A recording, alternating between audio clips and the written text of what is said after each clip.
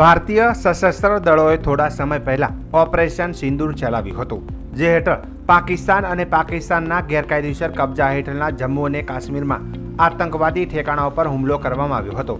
આ તે ઓળખાયેલા સ્થળો છે જ્યાંથી ભારત વિરુદ્ધ આતંકવાદી હુમલાઓનું આયોજન અને નિર્દેશન કરવામાં આવ્યું હતું. કુલ મળીને 9 સ્થળોએ હુમલો થયો હતો.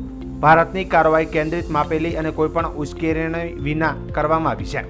આ સમય દરમિયાન કોઈપણ પાકિસ્તાની લશ્કર સ્થાપનાને નુકસાન થયું નથી. ભારતે પોતાના લક્ષ્યોને પસંદ કરવા માટે અને તેમને ફટકારવામાં ખૂબ જ સંયમ દાખવ્યો છે.